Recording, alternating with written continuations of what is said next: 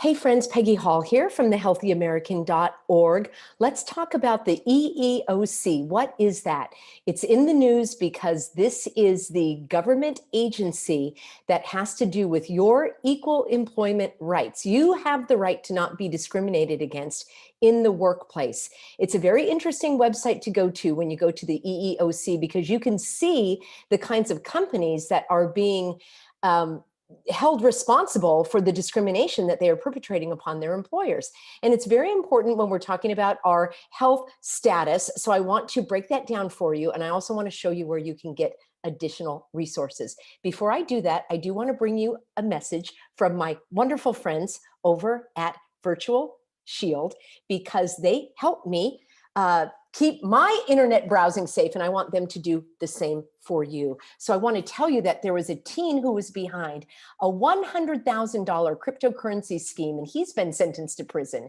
Graham Ivan Clark, 18, hacked over 100 high-profile Twitter accounts, and he used those accounts to scam 6 figures worth of cryptocurrency from people around the world. I'm sure you've heard of these kinds of schemes. He was sentenced to 3 years in prison, followed by 3 years of probation. Some of the hacked accounts included Barack Obama, Joe Biden, Apple, Uber, Kim Kardashian, Jeff Bezos, and Elon Musk. Oh my gosh, if these high-profile accounts can get hacked this easily, how difficult would it be for a determined hacker to target you or me?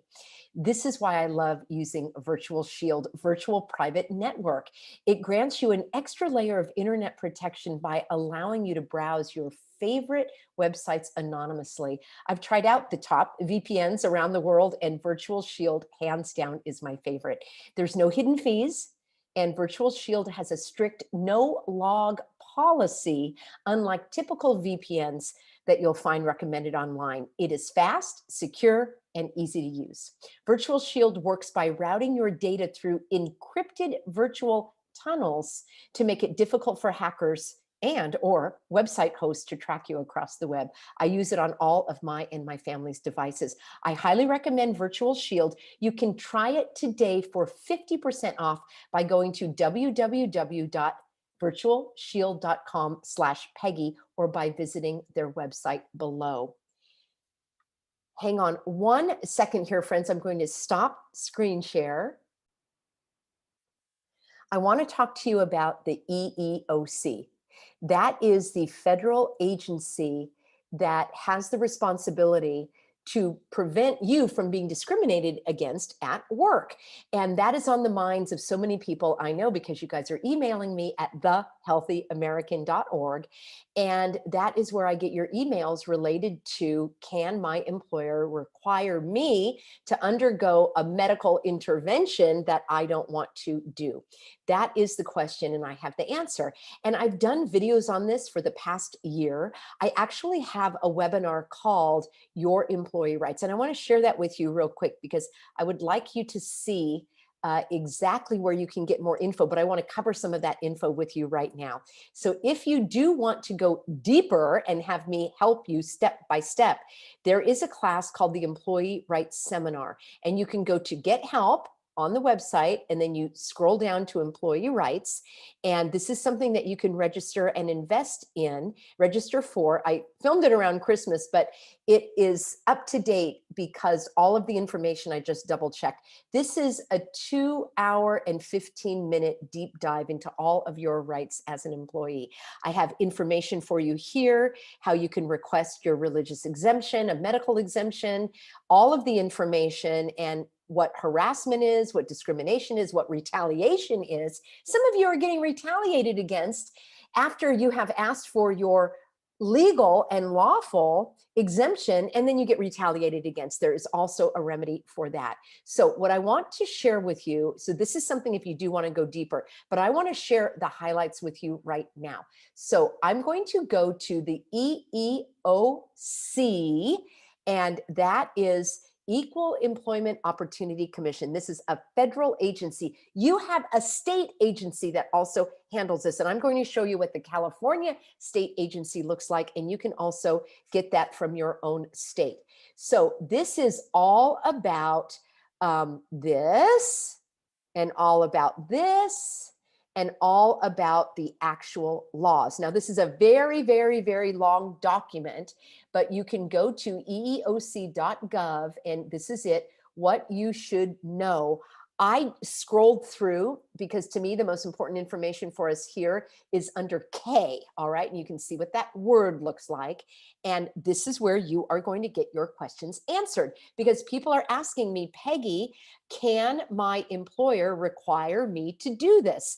And the answer is not if you have an exemption. You can have a medical exemption and you can have a religious exemption. Listen, it has nothing to do with the status of this medical treatment. I'll just use that phrase. It doesn't matter whether it is APPROVED or whether it is just a EMERGENCY. How about that? I wonder if I can outsmart the censors that way. It does not matter the status of this biological drug. What matters is whether you can be forced to do it and you can't. And you also cannot be fired because of it. Here's the law. Let's take a look at it, shall we? Here it is. It says, I want to scroll down, and it's, first of all, okay, you can read all of this, but I want to go to the most important information, which is where can the employer require you to do so? All right. I know it's right around here. You can see how long this document is. I don't want to read it all right now. Okay, here we go. If an employer requires this, how should the employer respond to an employee who indicates that he or she is unable to receive that because of a sincerely held religious practice or belief? That is what I recommend you do. If this is against your sincerely held religious practice or belief, you have the right to claim that, and I can help you with that. You don't need my help. You can do it on your own, but if you want my help, I have that available as well. So here we go.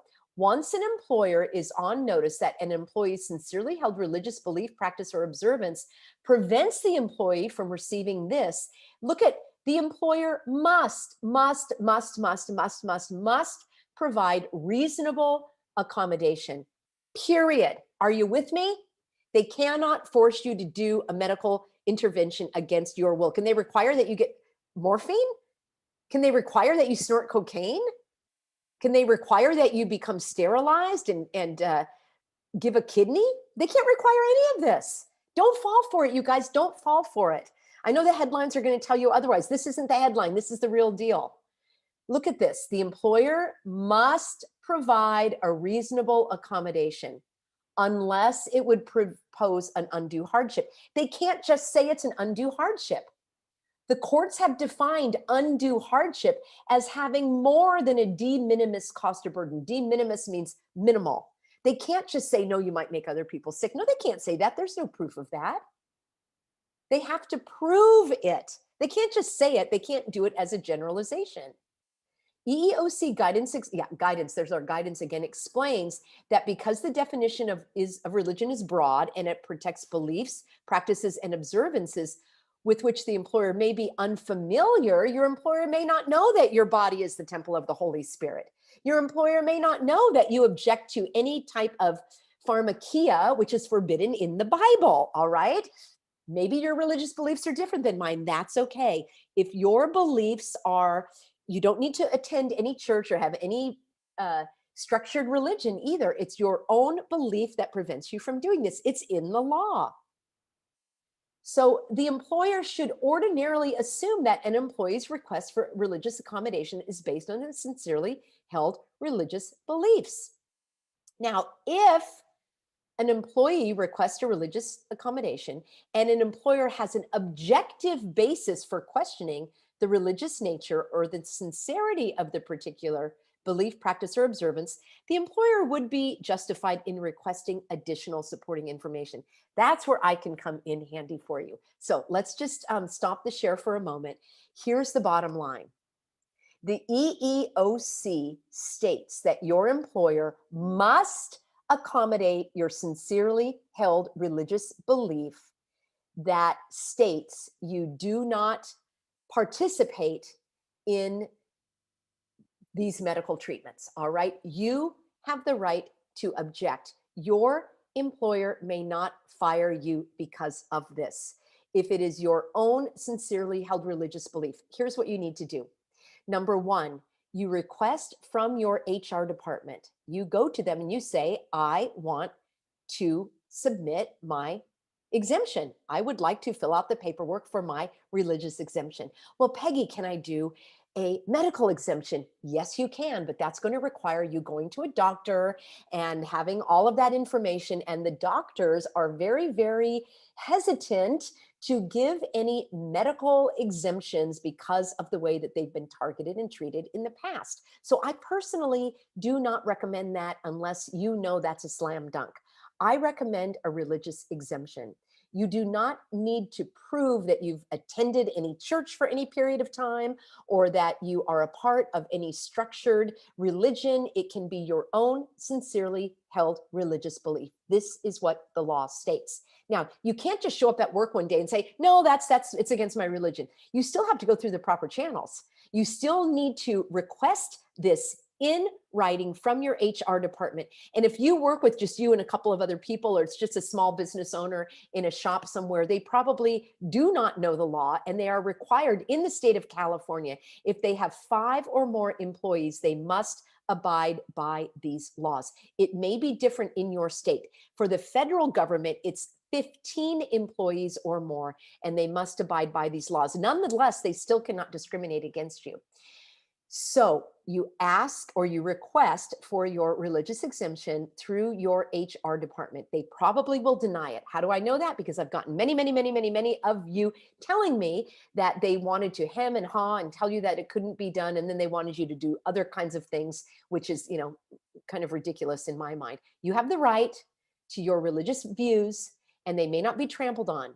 Just like your employer cannot require that a Sikh remove his turban as a condition of employment, or that a Muslim remove her veil as a condition of employment, they cannot require you to do anything that is against your religion. Now, in California, there is a law, 12926Q, which states that your religious beliefs also include what you wear and what you put on your face. Yes, that's the phrase in California law. Face covering, face covering, face covering. That's what California law says in 12926Q. My religion says that I don't do a face covering, and I am protected, although everybody is violating that law, left, right, and center, including the public servants, including my own city, and I am suing all of them for that religious persecution, and I hope you will join me. I'll do another video on that coming up shortly, as soon as those lawsuits are filed. I've been working on it. You have to do something called a notice of claim and put them on notice, and then you have to try to work out an agreement, blah, blah, blah, blah, blah. They continue to persistently persecute me for my Christian religious beliefs, and I'm not going to stand for it, and I want to support you. So that's the next thing that I want to show you. Even though you do not really have to provide anything, the law does say that if your employer is skeptical about your beliefs, that your employer could ask you for additional supporting information. I'm going to show you that in just a minute. What happens if your employer cannot give an exemption or provide a reasonable accommodation because either of a disability, right, your medical condition, or a sincerely held religious belief? It does say that the employer can exclude you from the workplace. So the employer could say that you can't come to work because you've got cooties, and your cooties, I guess they ran out of cootie spray. So if you don't know what I'm talking about, that was like in 4th grade. Yeah, in 4th grade, we thought people had cooties. Then we grew up and we learned that people don't have cooties. It does say that the employer may not automatically terminate you. No, they can't just fire you. They can't fire you. If they do, it's illegal and you need to sue them. I don't have an attorney for that. Don't ask me. Please don't email me for that. I just have to reply to you and say, no, I don't. So they can give you an accommodation. So an accommodation would be that you would work from home, that you would work different hours, that you would be in a different position. They may not demote you. They may not change your rate of pay. They may not do anything that looks like it's retaliation or coercion or harassment or intimidation. They can't make you sit in a corner, like with a big flag, like they do at Trader Joe's, they used to do with the cart. They can't do that. That's absolutely against the law. And I know there's a lot of lawbreakers. And many of you say, Peggy, they still are not accommodating you. I know that's because they're criminals, and criminals break the law. And that's why we have prisons and judges and courts, because these are criminals, and criminals belong behind bars. And one of these days they will be behind bars. But that doesn't mean that you give up. You keep fighting. And I want to show you how I can help you do that. So let me share again. And I'm going to go to thehealthyamerican.org. Remember, the best thing is to take this class, because I go through all of your rights, and it talks about your medical rights, your religious freedom rights. And we go through all of this in great detail for over 2 hours. If you want to learn more, please go there. If you just want, Peggy, I don't have time for that, just tell me what to do. You want to go to religious freedom and do your letter for religious exemption. Listen, I have a video here that explains what the letter does, what the letter doesn't do. It is not a golden key. It's not, any kind of, special document that is going to guarantee success. But I have had people tell me that they did use it successfully, but it is not guaranteed. This is what you get. You will get an attestation of faith. This is an educational letter that is emailed to you to inform the recipient of the laws that protect your constitutionally guaranteed right to religious expression from a Christian perspective. My husband is a pastor.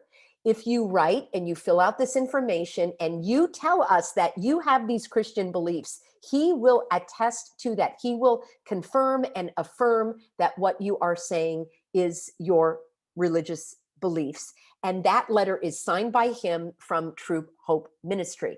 And they actually, your employer really doesn't even need to have that letter. We are going above and beyond what is required. We also give you a letter that you can modify or adapt to your own needs, written as if it's written from you. So we help you craft that letter with the information saying that you are not a direct threat, that they cannot discriminate against you. It's a 2-page letter that has all the information written as though it's from your perspective. You can give us the information that you would like us to customize for you. And then we also give you a multi-page EEOC document.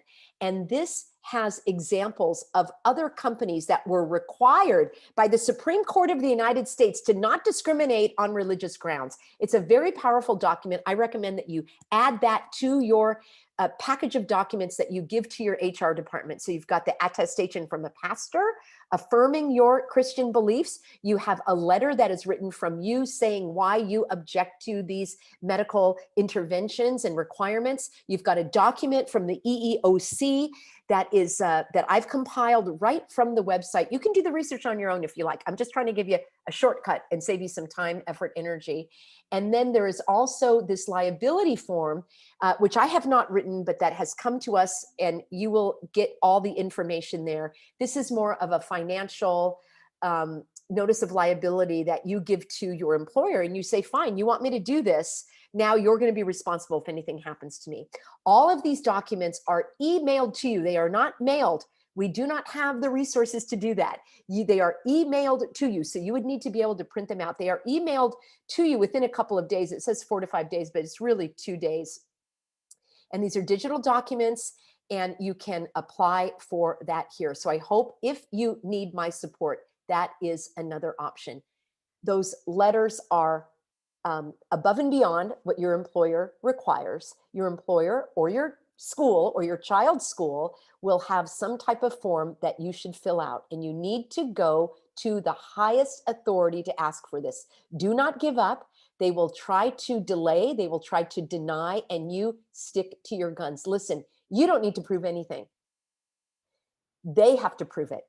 They have to prove that your naturally pure body is a threat, a direct threat to the health and safety of others. The only way they can prove that is with a court order. Only a court can order you not to appear at work or lawfully, or in a place in public. You have the right to go there. You have the right to work at your job. Unless you've embezzled or done something like that, that's actually, unless you've broken the law, or unless, you're fired. But you just saw in the EEOC, your employer doesn't have the right to fire you. Further, OSHA now is stating that any employer that requires this medical intervention is going to be responsible for any effects of that intervention. I will do another video all about OSHA. That is one of the videos that got my channel taken down. I think that video had 1.8 million views back in the summer when I showed all of the OSHA regulations, and then OSHA changed its website after I exposed everything. I still believe that OSHA is going to be a partner, an ally in getting all of this hogwash cleared up, because they are responsible for workplace safety. And yes, we want the workplace to be safe, not hazardous. And we know certain things that cause hazards to your body and your health. So thank you, friends. Let me know if I can help you. We've got the employment rights class. We've got the religious exemption letters. If you don't want to invest in that, we've got all sorts of free stuff, thousands of hours of research I've done for this to create this information, these documents, these videos. The videos are being taken down by social media. Even BitChute has taken down some of my videos. The only place to make sure that you get them uncensored is at peggyhall.tv. I'm doing all I can to keep the ship afloat. I am going full steam ahead, life, liberty, truth, and justice. And of course, we are here at the Healthy American because we are healthy in mind, body, and spirit. Thank you, everybody. Join me at one of those places. I look forward to seeing you soon.